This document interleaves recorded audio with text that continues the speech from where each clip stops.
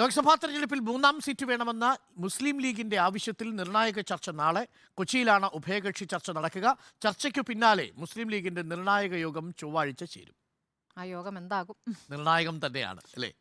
നേരത്തെ നിശ്ചയിച്ച UDF യോഗം മാറ്റിവെച്ചിട്ടുണ്ട്. അതാണ് ഇതിലെ ഏറ്റവും പ്രധാനപ്പെട്ട യോഗം മാറ്റിവെച്ചിട്ടാണ് ഈ ഉഭയകക്ഷി ചർച്ച എന്ന് പറഞ്ഞാൽ അത്ര ഗുരുതരമാണ്. നമ്മൾ ആദ്യം കണ്ടതുപോലെ അനുനയിപ്പിക്കാനുള്ള ശ്രമമൊന്നും ആദ്യഘട്ടത്തിൽ വിജയിച്ചിട്ടേ ഇല്ല എന്നുള്ളതാണ്. പിടിമുറുക്കുന്നുണ്ട് ലീഗ് അല്ലേ? അപ്പോൾ 3-ാം സീറ്റ് ആവശ്യത്തിൽ തീരുമാനമാകാത്തതിനാൽ ലീഗ് ബഹിഷ്കരിച്ചേക്കുമെന്ന സൂചനകൾക്കിടെയാണ് UDF യോഗം മാറ്റിയിരിക്കുന്നത്. അഷ്കർ അലി ചേരുന്നുണ്ട് കൂടുതൽ വിവരങ്ങളുമായി. അഷ്കർ അലി, രണ്ടും കൽപ്പിച്ചാണോ ലീഗ്? രണ്ടും കൽപ്പിച്ചില്ല, മൂന്നും കൽപ്പിച്ചു. അരുൺ, തീർച്ചയായും രണ്ടെന്നല്ല മൂന്നും കൽപ്പിച്ച എന്ന് പറയുന്നതായിരിക്കും കൂടുതൽ ശരി. കാരണം 3-ാം സീറ്റിൽ ഒരു വിട്ടുവീഴ്ച വേണ്ട എന്നുള്ള കടുത്ത നിലപാടിൽ തന്നെയാണ് ലീഗിന് നേതൃത്വമുള്ളത്. പക്ഷേ ലീഗ് നേതൃത്വത്തിൻ്റെ ആ കടുത്ത നിലപാടും അതുപോലെ തന്നെ വേണ്ടി വന്നാൽ ഞങ്ങൾ UDF യോഗം ഒരു അനുരഞ്ജനമാവാതെ ഉഭയകക്ഷി ചർച്ചയിൽ പൂർത്തിയാക്കാതെ വിളിക്കുന്ന UDF യോഗം തങ്ങൾ ബഹിഷ്കരിച്ചേക്കുമെന്ന ലീഗിൻ്റെ തന്നെ ഒരു മുന്നറിയിപ്പിൻ്റെ ഒക്കെ സാഹചര്യത്തിലാണ് ഇപ്പോൾ നാളെ എറണാകുളത്ത് വെച്ച് ചേർന്ന് നിശ്ചയിച്ചിരുന്ന UDFൻ്റെ യോഗം മാറ്റിവെച്ച് മറിച്ചത് കോൺഗ്രസ് ലീഗ് ഉഭയകക്ഷി ചർച്ചയായി മാറി എന്നുള്ളതാണ് ഏറ്റവും പ്രധാനപ്പെട്ട ഒരു കാര്യം. UDFൻ്റെ യോഗം മാറ്റിവെച്ചു. അത് പകരം എന്തായിരിക്കുന്നത് കോൺഗ്രസിൻ്റെയും ലീഗിൻ്റെയും ഉഭയകക്ഷി ചർച്ചയായി നാളെ ചേരാൻ തീരുമാനിച്ചിരിക്കുന്നു എന്നുള്ളതാണ്.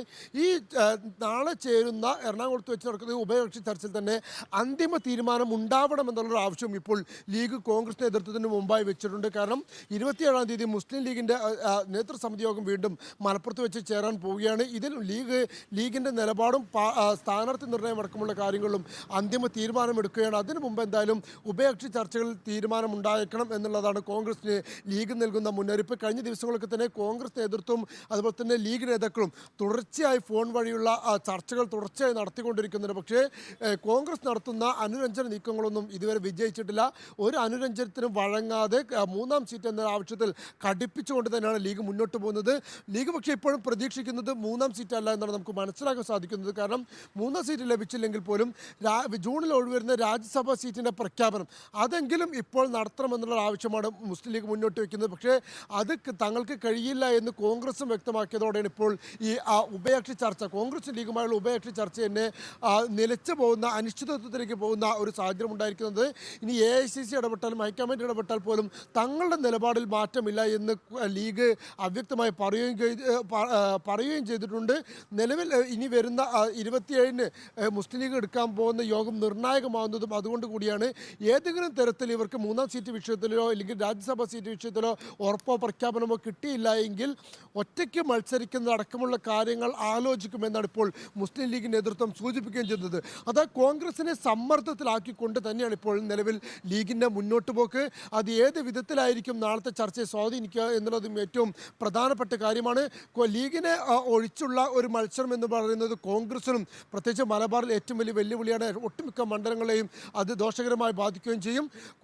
കോൺഗ്രസുമായുള്ള ബന്ധം ഇല്ലെങ്കിൽ ഇന്ത്യ മുന്നണി ബന്ധം നിലനിൽക്കുന്ന സാഹചര്യത്തിൽ തന്നെ ഇന്ത്യയിലെ പല മുന്നണി കക്ഷികളും ഇത്തരത്തിൽ സൗഹൃദ മത്സരം ഉള്ളതുകൊണ്ട് വേണമെങ്കിൽ തങ്ങൾക്കും സൗഹൃദ മത്സരമാവാം എന്നുള്ള നിലപാടും ലീഗ് നേതൃത്വം പറയുകയും ചെയ്യുന്നുണ്ട്. Arun, thank you Ashkar Ali. നമുക്ക് നോക്കാം നാളെ എന്താണ് സംഭവിക്കാൻ പോകുക. എന്തും സംഭവിക്കാം കൊച്ചിയിൽ അല്ലേ?